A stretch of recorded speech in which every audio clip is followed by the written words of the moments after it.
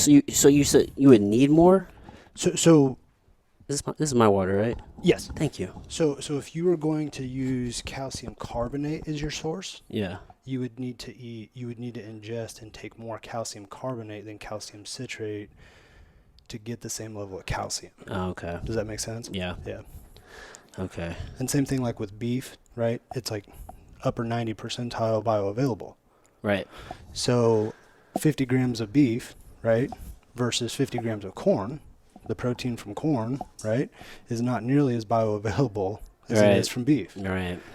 So you can't just take 50 grams of corn protein. That's why it's not 1-to-1. Exactly. Yeah. Yeah, and so that's where I think, like I get into the conversation with some of the people who want to go to a plant-based diet, and it's like you're going to have to eat more, right? To hit your protein needs. And everybody's different on their protein needs, right?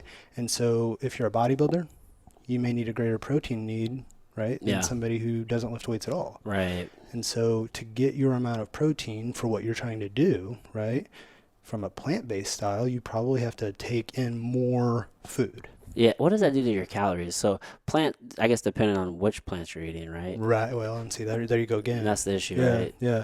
So like an avocado, right? Right. Which is mainly fat. But you still have the 9 calories per gram. Right. Right. You still have the 4 calories per gram of carbohydrate and the 4 calories per gram of protein. Yeah. But vegetables and fruits, they have a high carbohydrate content, but they're not high caloric. It's not like peanut butter. Right. Right. If you eat like 50 grams of peanut butter, you're going to eat a lot of calories. Right. 50 grams of watermelon, not a lot. not even close. Right. And it's going to be mainly sugar. Yeah. So it could put you in a situation where like either you're eating like a ton of food and maybe not getting enough calories. Exactly. Or it's like you're eating the wrong food and then you're just getting way too many calories. Correct. Man, that's a hard balance to probably strike. It's so crazy. Dude. So crazy and difficult. Now, what magnesium? Which is the difference? Tell me again, because now I have this recorded. I can go back and that's okay. Because I always question myself. So let's not even use magnesium. Let's just use a generic mineral. Okay? Yeah, but I want to know which magnesium is good and isn't. Magnesium citrate, magnesium gluconate, those types of things. So magnesium citrate is ideal. And magnesium lactate. They're all dependent. Right. Okay. Some have better bioavailability than others. Right? And what I can actually do is send you some of the links to some of the bioavailabilities. Yeah.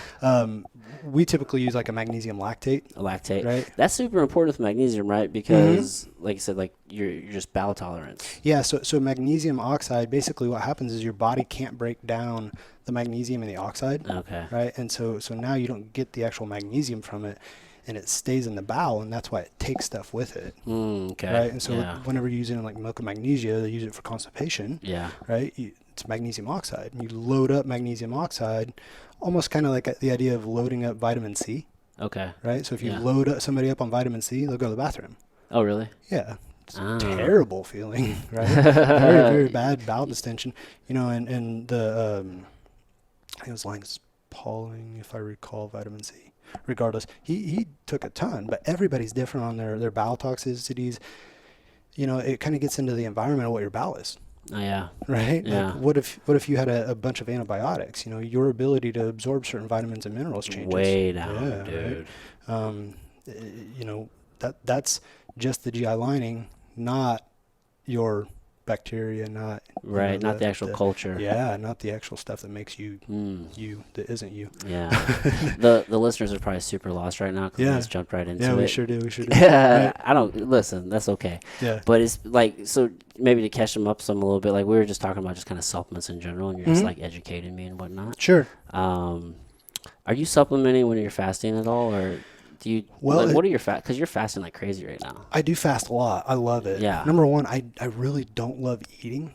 Right? Because it takes a lot of time, right? I'm kind of one of those guys, like, whenever I'm in something, you got shit to do. Exactly, right? And then you have to stop and make all my food, and you have to make sure that you eat well, so you can't just go and, McDonald's it or any of that kind of stuff. You have to eat food, Yeah. So with the fasting, it fell into my lifestyle, right? And people ask me the questions all the time, is fasting right for me? And I have no idea. Right? Totally individual. Yeah, and not only that, but what I've really found about fasting is that what the quality of your diet leading up to your fast is, right? That's kind of what determines your success or your failure with the fasts. So like how, if we're looking at like maybe like a healthy gut as like the, let's just say like that's the ideal baseline Okay. when you're fasting. Okay. So basically like how far Is that the goal to get a healthier gut? Or yeah, okay. So I guess in my mind, let's just, because I guess if I'm just trying to like make a reference here, like let's just say ideally we all have a healthy gut. Okay, so we're starting with a healthy gut. Ideally that's where we're Perfect. at, right? Okay, yep. So it's if that's where we're at, it's probably really easy to fast. It's easier. It would be much easier. Much easier to fast, right? Yeah, absolutely. So depending on how far off of maybe say that baseline will dictate, maybe determine maybe how difficult it is for you. I think you hit the nail on the head. Okay. Yeah, I think you absolutely hit the nail on the head. You know, it's hormesis is probably one of my favorite words for the pandemic, right? Yeah. Why is that? Well, it's basically this idea of, because it was one of the things that I studied during the pandemic at the very beginning. Okay. I got more into hormesis, and basically what hormesis is the study of all of these environmental stresses and what it does to your body. So exercise can be good or bad. Right? Too much exercise can put your body into an overtraining state, and now the hormetic stress puts you into a negative adaptation. Right? Or if you do the proper amount of exercise, or even no exercise would be bad too, right? But the proper amount of exercise creates a proper hormetic stress that creates a positive adaptation, right? What would the positive adaptation be? Well, increase muscle mass, right? Decrease fat, those types of things. Right. Whatever, increase cardiovascular. Right. Because we need stress, right? Yes. Because I think when people think of stress, I know I've been guilty. It's like, like the mental stress. Oh, stress from work, which is stress. Yes. But there's stress, like you said, exercise is a stressor, right? Yeah. Like the lights, like that puts stress on the body, right? Does it? 100%. Like yeah. all these, like if people are sitting inside all day, they're under fluorescent lights all day. You know what I mean? They're not getting fresh air. Like these are all different stressors. Huge stressors. Yeah. Okay. Yeah. One of my mentors, Dr. Sean McCaffrey, he actually says the source of all stress is men. Mechanical, emotional, and nutritional. Oh, okay. Right? I can dig it. So that gets into the Hans-Selye gas, the general adaptation syndrome, right? That says stress comes in the form of physical, right, chemical, or mental. Oh, okay. Yeah, and so basically you look at that and you say, well, what is that stress? Well, that stress is a physical stress, the fluorescent light. Right. But I'm going to tell you that physical stress may turn into a mental stress later on down the road. Right. Inability to concentrate, and now you end up with this feed forward. And, I notice sometimes when I'm like working on the computer all day, I can feel mentally I get fatigued, and I can feel myself unable to handle certain things as well. Big time. You know what I mean? I can't process something, maybe I can't think as clearly, or the words aren't coming as easily, or something will happen and maybe I'll elicit an emotional response immediately, and it's like, why did I feel that emotional response? Or it's like, dang, it's like I'm having a hard time keeping it together right now. I'm getting really fatigued and I'm starting to get upset. So that's where I would tell you, check your blood sugar. Oh, okay. Yeah, right? And see if that might be part of the issue. Because one of the things I found with fasting for me in the beginning, my blood sugar wasn't regulated as well as it should have been, right? Or as well as it could have been. Yeah. And so I would go a little bit too high or drop a little bit too low, and that's whenever I would start feeling bad. Right, okay. And a lot of thought goes into that's the anxiety and depression that we feel. Right? So when you hit that point, that's more blood sugar? Possibly. It's one of the things, right? To maybe think about. Yeah. So in the medical side of things, we would say the differential diagnosis, right? Like, what are the lists of things that it could possibly be? Yeah. Right. And it could be blood sugar, right? It could be, if you're doing a fast, it could be bacterial die-off. Right. Okay. And some of those bad bacteria could be dying. Right. Yeah. And so if you I know this is kind of a weird analogy, but if you think back to the old wars of like ancient Greece and things of that nature, they would stop battle, and then they would allow you to clear the battlefield. Oh, to get rid of all the dead. And so why would you do that? Well, because pestilence would set in. Right? Like the decay. We don't want to kill all of our soldiers. We want to get this done, and so if you put all your soldiers in the middle of a pestilent battlefield, everyone's gonna get sick and good die. luck, with open wounds and bacteria all around. Yeah. And so you look at that and you say, well, what happens with our bacteria? Well, it dies and then it floats down into the battlefield, our gut, Mm. right? And then it gives off the toxicity, right? Oh, And so then it has to go throughout the system and get detoxified. right. So Yeah. so that could possibly make you not feel the best. That's Yeah. yeah. That's a big time. It's called a Herxheimer reaction, Mm. right? And so basically the toxicity from the die-off, right, has caused this kind of the yucky feeling, putrid feeling in yourself. Ah, okay. And one of the series of bacteria that are down in the gut are the putreficants, Mm. right? So whenever we hear that that's a putrid smell, Yeah. yeah, that's what's down in our gut. Is that what makes your farts stink? you got it. Part of it, yeah. But the putreficants, right? Those are bad boys. Oh, really? Mm-hmm. Yep. Is that so? If that does happen, is that part of the reason why if somebody is maybe newer to fasting or they're trying to go keto or whatever, like The they keto flu. get that keto flu? Is that what that is? That could be another part of it too. Oh, yeah. okay.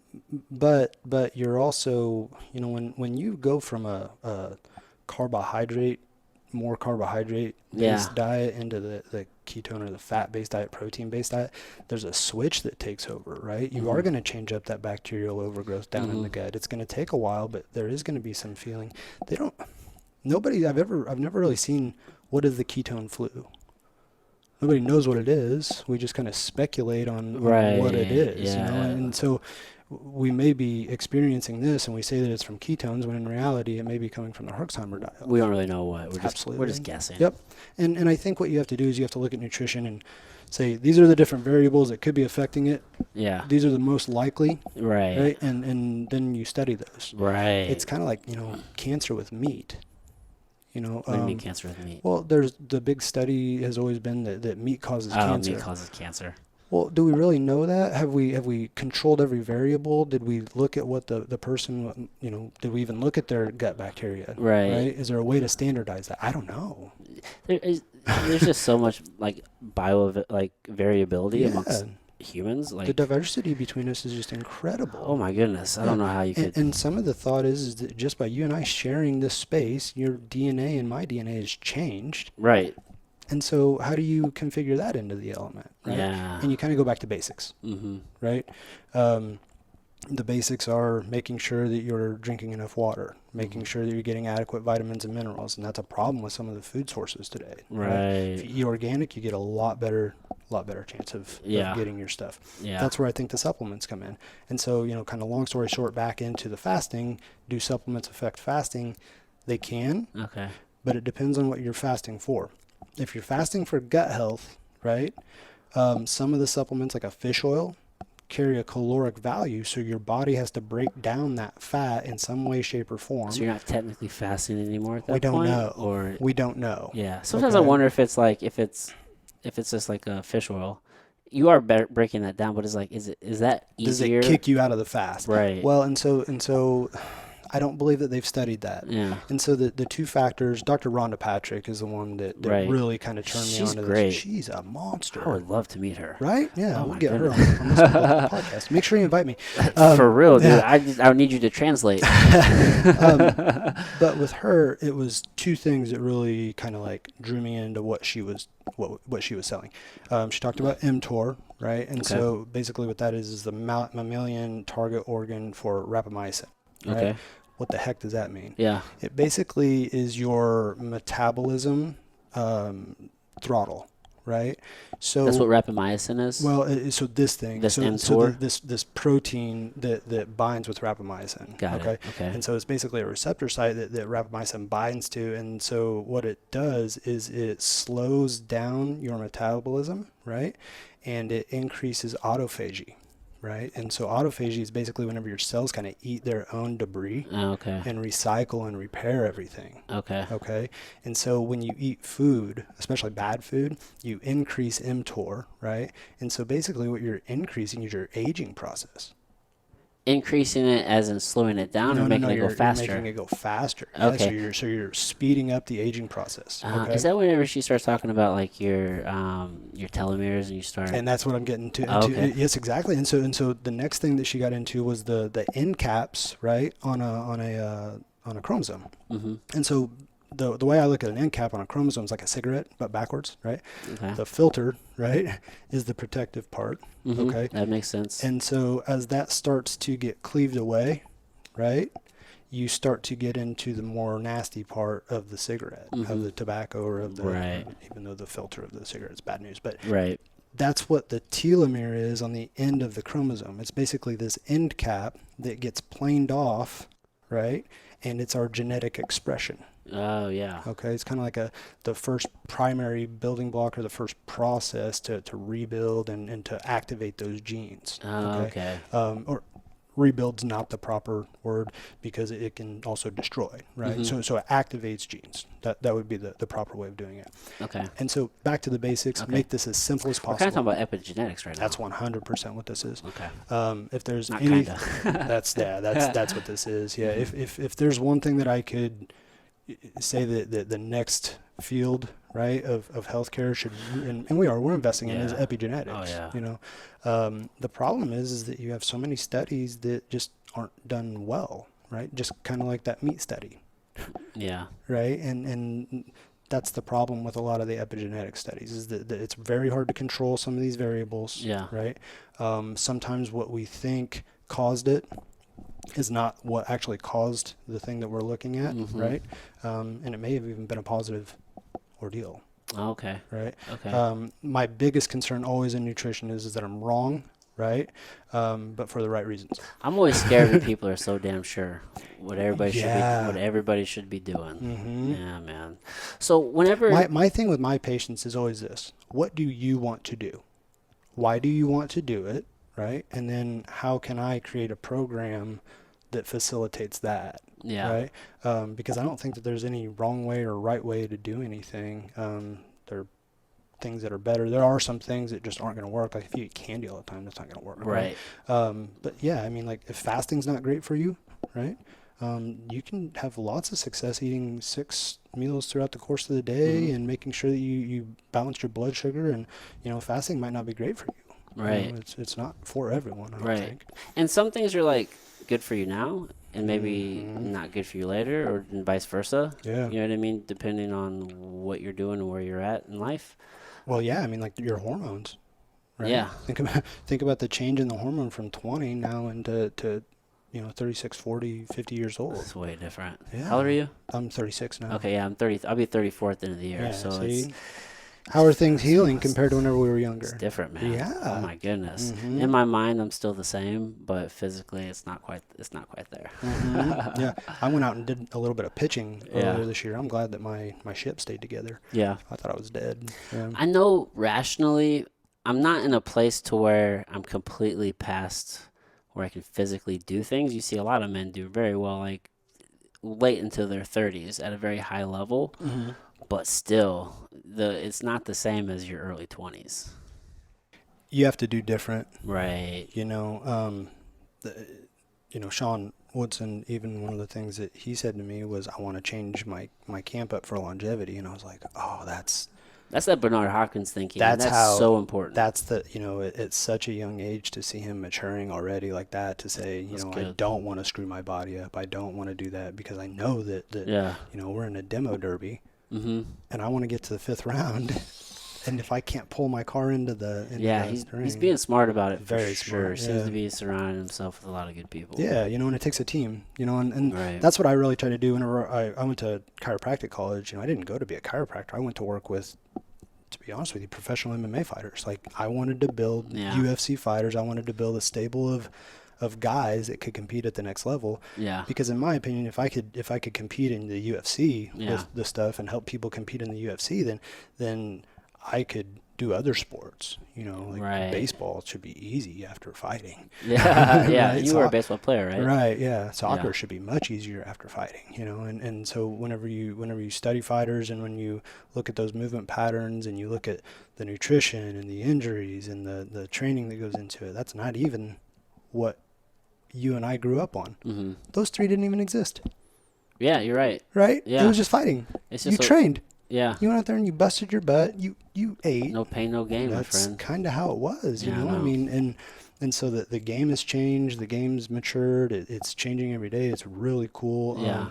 I'm seeing some of the fighters starting to do fasts. I think some of Yeah, the Diaz brothers do. do they? I think so. If I not, I'm don't sure. really follow fighters as much as I used to. Yeah. I was actually going to ask you, like, are you seeing more of this like in fighter protocols? They're dabbling with it, Okay. I think. People are keeping a lot. Okay, so whenever, probably 10 years ago, 5 years ago, somewhere in there, there was like this mass information get out of what, MMA fighters were doing kind of with training. And I think everybody's kind of holding it back closer to their chest again because, well, I mean, it's the secret sauce that separates, American Top Team from the American Kickboxing Academy. And, No, my friend, the secret sauce of that is connections. That is There's the fucking. They got Uncle Dana's number on speed dial. That doesn't hurt. That is the difference. Yeah, that doesn't hurt. But if you go in and you start taking down Goliath all the time, right? They've got to start taking a. And that's what I love about that's what I love about MMA. That's what I love about combat sports. Unless you go to Russia, where it's like the team combat sports, right? Yeah. they're in the big They're ring. doing like crazy stuff. They're pretty wild, but it's one-on-one. Yeah. It's a bull ring. And for me, I was a pitcher. Blew my elbow out, and it's one-on-one with you and the batter. Yeah. And it's nothing like fighting, but at the same time, it is. That's probably the only position on the team where it's like that. 100%. You know what I mean? It's still a team sport, but that is a very individualistic pursuit in that regard. Well, I mean, if you're like, going to catch a 100-mile-an-hour pitch back off the bat, yeah, you better have some good reflexes and you better have some head movement like a boxer. Dude, yeah, you better. It gets crazy. So, but yeah, that's, and so kind of even into that, right? Now I kind of watch some of the Major League Baseball players and they're all talking about nutrition and they're all talking about the training and they're, the Major League Baseball players, a lot of those guys watch what the fighters do. And, right. Because if you train a baseball player like the fighters, right, you get a really good result. Good result. You just have so many more variables that fighters have to train for. Yes. And I guess it's probably pretty easy to get, imbalances and different things when you have very focused training for a sport like baseball or basketball, where it's just baseball's so easy. You know what I mean? Compared to MMA and this stuff. I right. mean, it's not even in the same ballpark. Not even close. Just not as many variables you got to worry about. Yeah.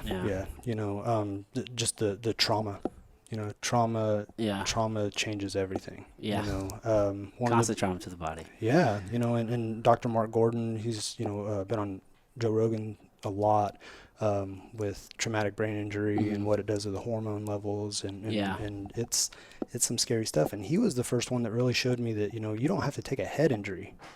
Yeah. To have concussive-like effects. Right. I mean, we're seeing that with just people who are just like avid like jet skiers and stuff like that. 100%. They just get jacked around a little bit and just get thrown around.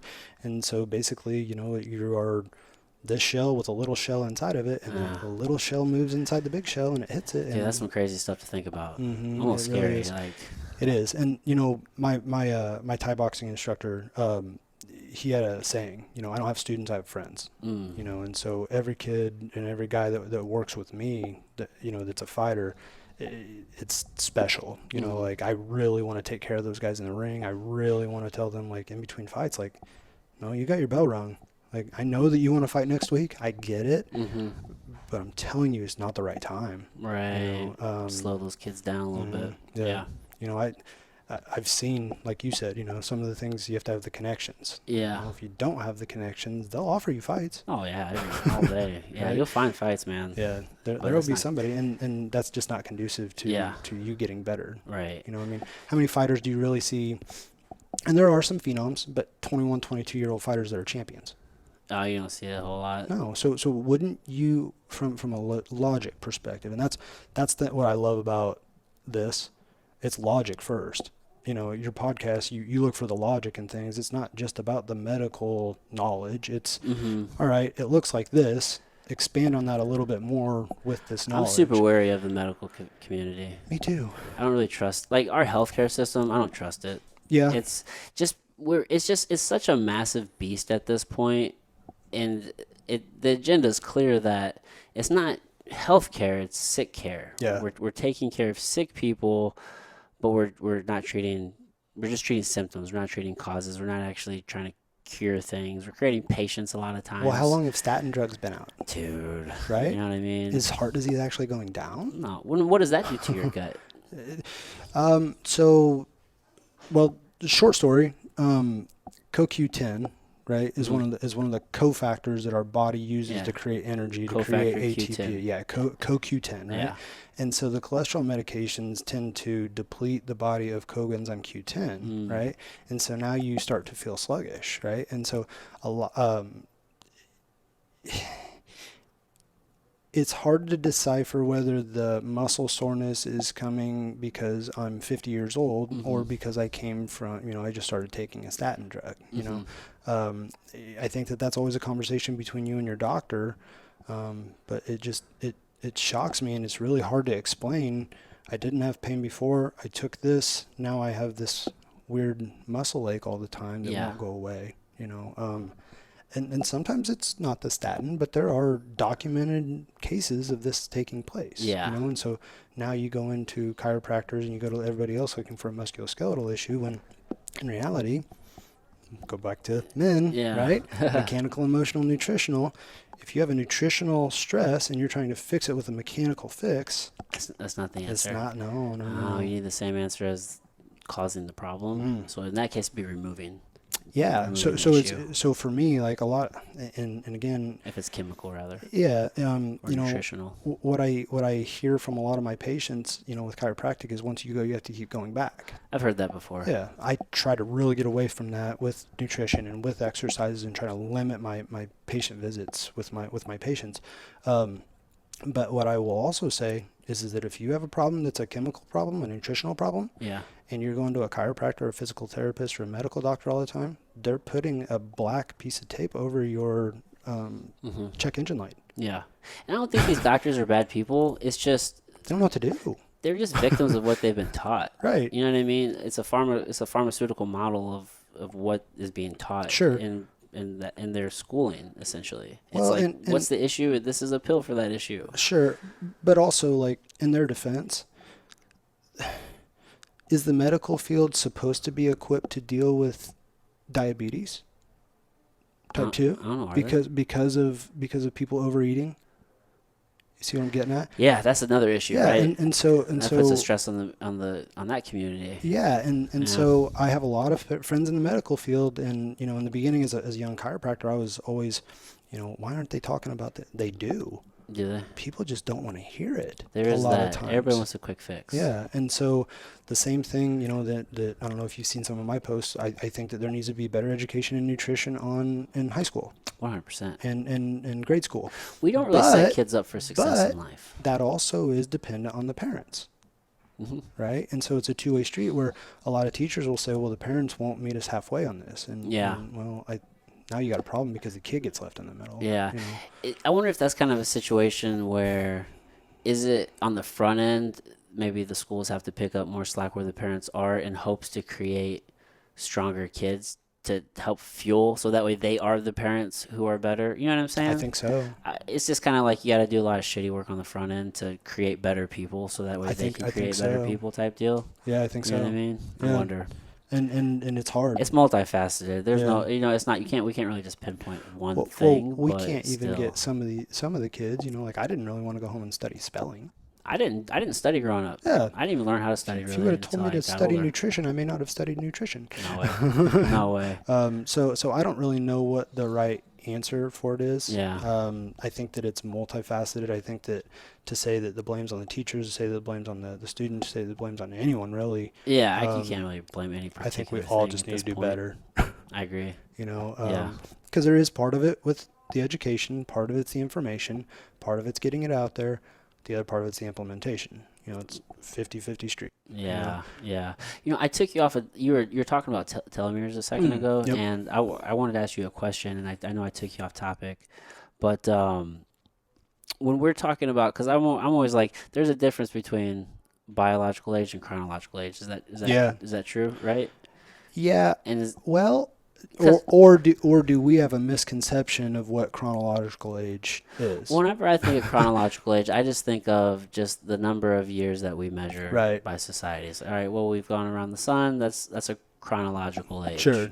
But biologically, You may be much younger or much older than that. Yeah, and Like your biological organism, this meat suit that we have. that's what I think matters more than Right. anything is the biological Now, is that age. where telomere length comes in? I would argue that someone could potentially, right? And again, I don't know if this is steadfast, Okay. but I would imagine that people who have a better biological condition, their telomeres would be in better condition, and they would potentially be longer as well. Okay. Yeah, I think you can make that argument, right? Yeah. You may find that that's completely incorrect. Yeah, see, I wasn't sure because that was kind of Mhm. my understanding is that what As I've read it and as I've understood it, yes. Yeah, I would say that that's kind of our understanding at the moment. yeah, I would think, somebody that two people that have, the exact same situations, the exact same variables, which would never happen, but if that was to happen, Yeah. if one person had a telomere that was twice as long as someone else's, I would expect that they would live longer. And I would expect that they would have a better quality of life, Okay. Is there? unless there were other. Oh, well. So whenever I hear that, I think of. So then, in my mind, that means that there's like an ideal telomere length, or is there like a set? No. So you get what you get. Yeah. Okay. So Yeah. so I guess in my mind, it's like, okay, well, But the rock probably has huge telomeres, but is it? right? And Can you compare? Can you though? I guess if in my mind is the way I'm thinking of it is, okay, say I have, this is my telomere length. Right. Like this is where it started out at. Once you have a starting point, can you grow that? I don't believe so. So okay, so then this That was actually something that I was looking up today. so this would be like 100% then. So I guess in my mind then, when we look at the telomere, we want it to stay here, right? We would want it to stay as long as As it possibly can. possibly, yeah, As it can, Yep, right? So yep. then once we start seeing deterioration, Mhm. then that can kind of give us a gauge on where we would like biologically. Correct. Yeah. Right? And again, unless I'm misunderstanding Dr. Patrick, from what she has said is that once that telomere length gets to a certain length, that's when bad things start to occur, such as cancers and those types of things, or death. Okay. So then I guess would it necessarily be then comparing if yours is twice as long as mine, would it just be like I don't know that you can go that. And again, I think that was more like an oversimplification right, on I my get end. it. That's fine. And I'm just I guess so I just have an understanding. Is it just maybe how deteriorated is it from your 100%, Well, whatever but that then- is for whoever? And that's where I think it could be, because you could also say that, well, potentially having too long of a telomere may be a bad thing as well. Really? Well, yeah, right? Because too big, too small, anything in human, right, Yeah. can kind of cause issues. Right? Right. I don't think that that's the case, okay? But I would say that there's a potential that if you had an enormously long, kind of extravagantly long telomere on the end of one of those chromosomes, you may end up with some type of a mutation, some type of a phenomenon that doesn't happen in a typical human. Okay. Yeah. So that'd be like an abnormally long. Yeah, type yeah. of And so, telomere. and so kind of Sounds- into this, right? It's kind of funny that you bring this up, because they tried to get into the telomeres. I don't remember what year it was. They tried to do a telomerase enzyme inhibitor.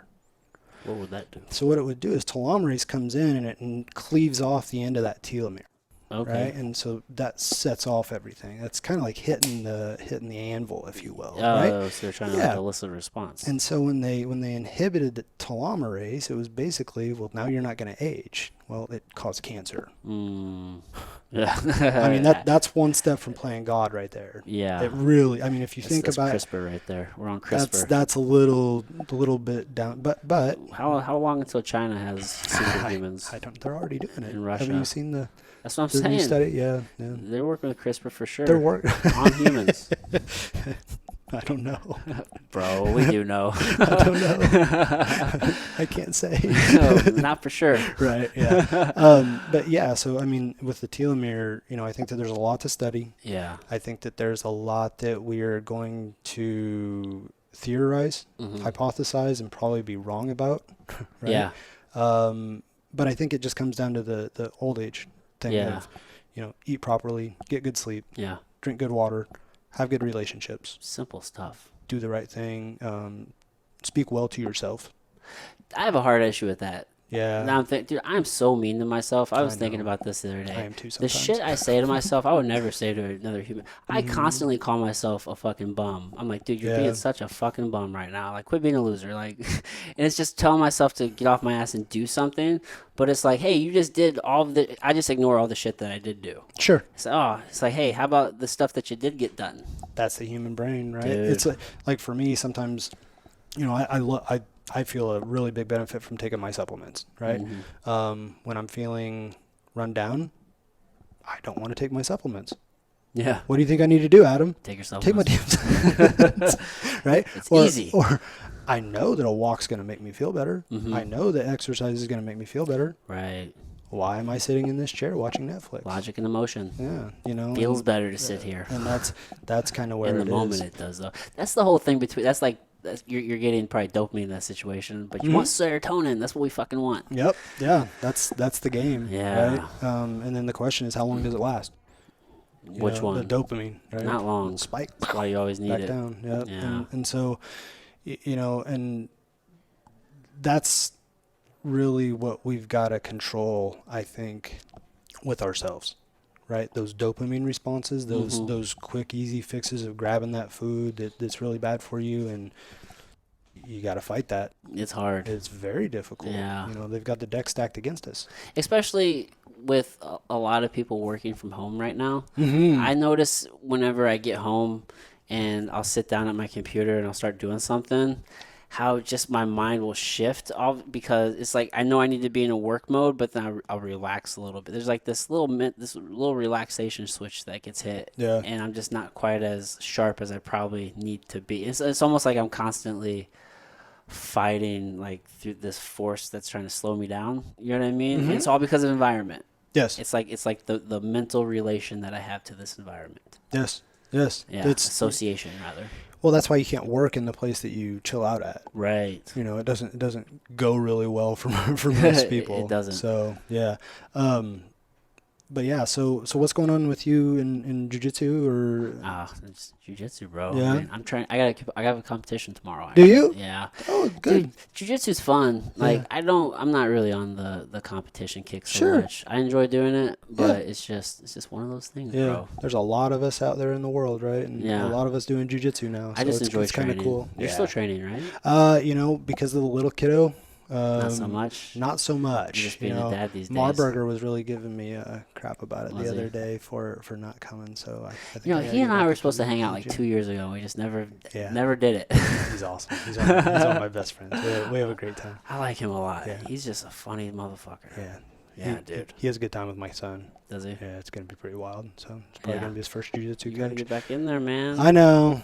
Well, I've been doing some with him, kind of rolling around on the ground with him. It's Yeah. not the same, but I think I got back in there about a month ago. Oh, nice. Yeah, just to get back in there and kind of say hi to the guys and stuff like that. It was fun. Yeah. Yeah, That's what's up, man. I enjoy make it. sure that it's still kind of like riding a bike a little bit to a Dude. certain degree. Yeah. Yeah, It it's kind kind of like of is. what Sean said. He said, I didn't think ring rust was a thing until I experienced that." Timing. It's timing. Yeah, man. yeah. Yeah. That's I've learned a lot from that man, Sean? Sean Woodson. Yeah, Yeah. from listening to him and some of the stuff that he says, and it's even if I've heard it before, it just kind of reinforces Sometimes it. it's just how you hear it. It really is. Yeah. 'Cause, I think it comes from a place of that's what he does. He's genuine in that Right. respect. So it probably hits a little harder when. Yeah, and the other thing is there's been very few times where he's not done something that I've asked him to do, and so those type of people that kind of carry that torch a little bit, I kind of pay attention to a little bit more. Yeah. Character goes a long way, man. It does, It really does. So yeah, it's been fun helping him get to the next level and seeing him what he does. And, Yeah. and getting rid of those injuries and just getting out of his way. Yeah. That's the biggest thing, I think, for most of us that are coaches or, that are on teams is we try to do so much with our athletes sometimes that sometimes we just need to step out of the way. Yeah. Like with the nutritional protocols, you'll see some crazy stuff from some of these nutritionists and you're like, Yeah.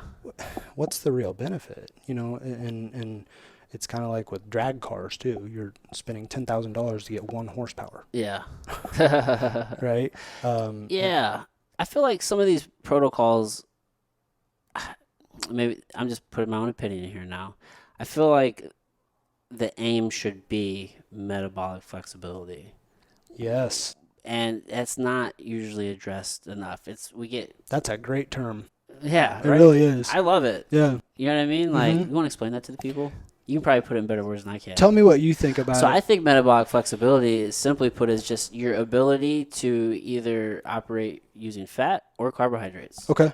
That's how I look at it. Like, how easily are you able to switch between those energy systems? Yeah. I think that's definitely a probably the hugest part of it. That's very Yeah. simplified, obviously. I don't have a super like But not really. complex understanding, but that's how I look at it. I'm just like, okay, well, Your ability to thrive on different food sources, and to be able to resist stresses. to resist stresses. Yeah. Right. That's what we're really about. Okay, because that would be your body's ability to handle stresses. Yeah. Would be resisting them. Yep. Okay, Yeah. that makes sense. Mm-hmm. That's a good way to put it. Yeah, because I feel like, it's kind of even circling back to like fasting. Oftentimes, most people are very carbohydrate based, Right. right? Which is why when you start fasting, you get those blood sugar drops and you're feeling hangry, and it's really hard to adjust oftentimes because you're not fat adaptive. I Which would be think you just explained what happened to me in the beginning. Yeah. 100%. I was a little bit more carbohydrate based. I started to get more into the fat and the protein base, where I Right. should have been to begin with. And I think, kind of like you said, I had a carbohydrate intake. I did a couple of fasts. That threw me into more of a ketosis type Yeah. down that paradigm. And I think that's one of the big things that I struggled with in the beginning of the fast. Yeah. Yeah. That's the challenge for a lot of people. Yeah. And like you said earlier, it was really a good point that you made. It may not be right for you now. Right. You got to do work, and Yeah. that may be the cat. I mean, I love it. It's my style of eating. Yeah. I heard Terry Crews eats in like a 2-hour window. 2 hour window? Yeah, and I'm Wow. like, oh, let's his, go. His meals are probably His massive. genetics are just awesome, That's aren't a they? superhuman He's right there, a dude. monster. Yeah. Yeah, That's a guy who could so- do pretty much anything he wanted to do. I think mean, he so, played in the too. NFL. He's Yeah. obviously super entertaining. Dude dances like a madman. Yeah. Yeah, dude. Yeah. So Was in yeah, the longest yard. he That was, awesome. wasn't he? Yeah. Yeah. So like, I guess that's where you could probably start like dipping your toe into fasting. Maybe do a little intermittent fasting. Maybe prepping your body to be more metabolically flexible, so that way you can get more benefit from it. Yeah. I think. Well, people ask me all the time, is fasting, number one, is it safe? It's 100% safe. Eat. That's all you have to do if you start getting, if Yeah. you feel bad, right? Right. What I would say though is like if you're going to do a crazy fast or a long fast and you're going to do something a little bit more aggressive, don't go operate heavy machinery. Right. Don't go carry your kids. Don't go mess around with, in the swimming pool or some crazy stuff like that. Right. Because your blood sugar can pop out and you could experience, fainting or dizziness, some crazy stuff like that. I mean, could you imagine you're driving an 18-wheeler? Dude, And, well, yeah. the amount of people who drive sleep deprived is just as scary. And plus then your blood. So that's kind of where I would say you got to be a little bit careful with it. But for the most part, Yeah. Your body's not going to make it feel good if you're starving. Right. Right. But the other thing that I would say about fasting is that our body was able and designed to deal with an underabundance or a lack of food than an overabundance of food. Right. Yeah, it's a weird thing because that hunger feeling, when you're fasting, you're going to feel hungry. Yes. Depending on how long your fast is and who you are and whatnot. Like, when you feel that isn't necessarily a bad thing. You can work through that feeling and the feeling will go away. It can just be some of your hormones, something Okay. like a ghrelin spike. Okay. And that'll make you hungry. Yeah. Because ghrelin's the hormone that makes you hungry, right? Mm-hmm. Yep. And then it could also be maybe you're mistaking that hunger for being thirsty. Could be. Because that could also be the same feeling. A Is lot that of right? people are dehydrated. Yeah. Right. Well, and that was one of the tricks back in the day that they would tell us, whenever I was trying to do like stupid dieting where we would cut our calories and that sort of thing. And it was just not a good idea. Yeah. Back to that hormetic stress, you would lose weight. Then all of a sudden you start putting on fat. Huh, that's weird. Yeah. Because you boosted your cortisol through the roof and your body went into starvation mode and it said, I need to hold on to these fat calories. Yeah, and then you blow up. Exactly, right? Yeah. You'll see it in the MMA fighters. All the time. Yeah. All the time. You know, not to pick on Ronda Rousey, but you watch her in the beginning of her career, shredded, Mm-hmm. and then towards the end, right? Yeah. And you see it in a number of fighters, but I really saw it in her, and it was, the step wasn't there anymore. She didn't have the Right. speed anymore. It's She probably also a doesn't little have bit the, harder with her being a woman. absolutely. You know what I mean? Just Yeah. because their hormones Changes change the game on a regular completely. basis Yeah. monthly. So Yeah. it's But, I tell my fiance all the time, like, it's harder for you to lose weight than it is for me.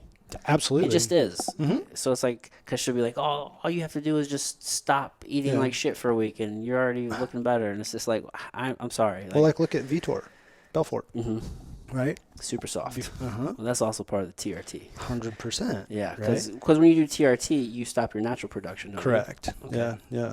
You know, Yeah. and so there's a lot of stuff that goes into it, and you know that he was still probably training as hard as he, or at least trying to train as Trying hard as to. he once was, Yeah. and pushing that cortisol through the Yeah. roof, and it's Well, you not also good. see that with wrestlers a lot, where Big gut. when they're young, they cut, and then they get a little bit older, and Oh, then right. they blow up. I thought you were talking about pro wrestlers. Oh no, not pro wrestlers. That's a different guy. Right. Yeah, no, just like wrestlers, like whether it's high school or college or even higher level Olympic wrestlers, they cut weight so much that whenever they're done doing that and they're not quite as active, they blow the fuck up. They get super heavy. And so I think that a lot of people in the epigenetic side of things would say that they were pushing their telomerase real To the hard max. when they were doing that. Too much Yeah, stress. Yeah. Yeah. Yeah. Dude, that's tough. So, what's a good protocol if somebody is trying to get into Fasting. fasting? It depends on what you're trying to do it Obviously, for. Yeah, Okay. I'm just trying to broad. What stroke I this for would general. typically do is tell people to start out with intermittent fasting. Yeah. You know, I think that you're not going to set yourself up for like this crazy mountain. Yeah. You're going to set yourself up for a molehill. Okay. It's probably a good idea to see if you can, wake up and go 6 hours Yeah. without eating instead of setting in your head, oh, I got to do a 96-hour fast. Yeah. Because if you set it out to do 96 hours and you're some crazy person that can push themselves mentally to do so, you may End up cause hurting yourself. Well, I don't think you're going to hurt yourself, but you're not going to get the benefit of it, and it's going to be miserable. Yeah. It's like, You what's know? the point? Yeah. If you're just completely like. Well, and there's a lot of people out there that they have some pretty euphoric experiences whenever you fast. Mm-hmm. You know, I was watching this show called Alone, where Okay. they drop people off in wilderness and they have to survive by boy. themselves. Yeah. This one dude went way too long without eating. Well, the problem is he had all this food and he started hoarding it. And he got the situation where he lost too much weight and they had to medically pull him because he just was but he went so long just calorie restricted. Yep. He was basically like hallucinating and just felt super euphoric, felt great, on the verge of fucking dying, but felt amazing. He said. So Yeah. it's just weird what the body will do. I think it's the natural defense mechanism. I think You don't want to go out feeling like shit. It's like, Right. hey, bro, we're about to die, but Yeah, it's like you're with somebody- God right now. Like, Yeah, somebody that's in the cold shower people. Yeah. right? Myself included. There for a while, like I was doing a lot of cold showers. feels good. It does. What's wrong with us? Yeah, it's not my favorite thing to do. I don't really enjoy the cold, to be Right? honest. But when you No. do it, it feels so good It afterwards. does. Yeah, it does. And so I think you've got to really narrow down what your goal is. Yeah. Right. And so this is kind of what I would leave us with. The big three that I saw, right, was gut health, Mm-hmm. metabolism, and anti-aging, weight loss. Okay. Right. Those two, right. It's one of those things that you can probably get by with a little bit more. Mm-hmm. Okay. For gut health, right, the coffee may matter, right, because caffeine may have an effect on the bugs down in your gut. In a negative way. Mhm. Okay. Right. So that's something to consider. Yeah. The fish oil that we were talking about earlier counts more when we're going for gut health than it does whenever we're going for metabolism and we're going for anti-aging. Okay. Does that make sense? Yes, it does. So it just depends what is your goal. Exactly. Because that's where there's different types of fasts, Yes. right? Yes. Okay. 100%. Right. And so a lot of the religious fast, they fast everything. Yeah, not Water, even water. food, everything. Everything. Yes. Yes. Yeah. And so you've got to look at what your goals are, Yeah. what you're trying to accomplish, and really where you are at right now, because back to it, if your diet's not Yeah. solid, Yeah. okay, it will make fasting a lot harder, Yeah. Well. right? If you don't have your blood sugar under control, it will make fasting a lot harder on you, especially from the neurological component Right. to Because it. you're gonna feel hungry. You're I gonna, can go. you are 100% gonna feel hungry. Dude, I can go hours and hours and hours and not feel hungry. And people think that's weird, but it's just like, no, it's just Yeah. kind of normal. You and I are very similar in that. Yeah. Now my wife, nope. Yeah. Hour, 2-3 hours, she is starving. Yeah. My fiance is the same way. And so what she's trying to do is figure out, how do I increase this window? Yeah. How do I increase this window? And she'll get there eventually. Yeah. It's just. It takes a long just time. a different path. I don't know if your family was medically minded growing up, or if they threw medical out to the wayside, but some of the antibiotics and those kind of things. Yeah. Right? Yeah, I can remember getting antibiotics. Yeah, I had antibiotics growing up. Yeah. I mean, most of us did. Get an ear infection and they give you antibiotics. Absolutely, right? And so that destroyed all the bacteria in your body. Yeah, I was not a healthy kid. Yeah. Yeah, I had terrible seasonal allergies. I was a little heavier for sure. So Yeah. that was just the times though. It was. Doritos and soda and all that stuff. Dude, so. I want to be respectful of your time. So Yeah. I want to ask you another question though, Sure. because you made a statement off camera, which we should probably address, which is breakfast is the most important meal of the day. So I want to address that because it obviously is relevant with fasting, which we've probably already addressed it, talking about fasting in general. But I do want to address it in the sense of like kids. Yeah. So kids and fasting, yay or nay, and is breakfast probably an important meal for them? Well, shouldn't we be looking at their performance? Right? How are So they how doing well- in school? how How are are they they doing adjusting? on sports? How are they feeling? Yeah. If you really want to get nutty with it, check their blood sugar. Yeah. Right? I don't plan on doing that with my son. Yeah, 'cause right? I just feel like they have different needs. And They they're growing, 100% have maybe different we needs should than we just give do. them the fucking food in the morning And that's what you got to look at. Like, Yeah. if they're hangry in the morning, right? I'm not going to make my son fast. Yeah. Now. Sometimes my son isn't as hungry in the mornings, and Yeah. I'm just like, just depending on the day, it's like, man, but it's like if I know it's gonna be a couple hours until he's gonna get hungry. In between the time between now and he actually has access to food, Yes. it's like, dude, maybe you just gotta eat, bro. And they'll go 0 to 60 real quick. Yeah, dude, it's like because he doesn't understand. They oxidize their food. They oxidize everything very, very quickly. They break it down very, very, very quickly. So Yeah. that's kind of where I would. We could probably go deeper into this later, but because kids are a whole other topic. Yeah, kid nutrition is a little bit different. Yeah. To me, So we're what I talking would- about adults. Yeah, so for me, what I would say with kids is keep them fed. Yeah. Just to keep it simple. Keep those kiddos fed, probably until skeletal right with maturity. growth and all. Yeah. Just fucking shove it down their throat. Why wouldn't you? Yeah, You because know, like don't overfeed them. right. Yeah, that's the thing. It's like but all why right. wouldn't we? Right. Why wouldn't we at least adequately feed Yeah. them? And that gets into what does the kid need, and from my perspective, it is way too many carbohydrates in what I see in most people's diets for their kids. Really, they're getting too many. I know. I've at least what I was my understanding. Maybe correct me. That was my understanding that kids and women tend to do better with carbs than maybe men do just in a general sense. But kids in particular, they tend to process carbs better than adults. See, I would actually say that women do worse with carbs. than Really? men. Oh yeah. Okay. Yeah. I don't know. I think you got to watch it. Give your kid a stick of candy and then give your kid some peanut butter and see if he has to go wackadoo on the candy, and he might be okay on the peanut butter. Yeah. But if you give them with like peanut butter and like toast. Yeah, for sure. Well, I mean, No, like that's what it is. either or. Oh yeah, Maybe they peanut butter. Yeah. Okay. Yeah, 100%. Yeah. That was one of my favorite things in Men's Health. Eat this, not that. Yeah. Right. But yeah, usually like back in our day, peanut butter was kind of one of those things that you wanted to stay away from. I grew up around people who didn't eat healthy growing up. Yeah, so that wasn't really for me. But I just remember where I did grow up was you always finish your plate. Yes. Like, always. And so it's like sometimes especially with my kids, I'm like, all right, well, you're done. You're not hungry. Okay, that's fine. Yeah. Or it's like maybe we ate a later lunch or a later breakfast or something, and maybe we're coming up to lunch. One kid's hungry and the other one's not. All right, well, you don't really need to eat lunch right now. Mm-hmm. Not a huge deal. I think we need to listen to kids a little bit more. So like for me, Yeah. like in high school, especially in high school. Yeah. Okay. That's where I think that the game changes. Yeah. Right. Middle school, depending on the kid. Right. Mm-hmm. But high school, definitely. Like if you have a kid that feel sick after eating breakfast first thing in the morning. Don't make yeah.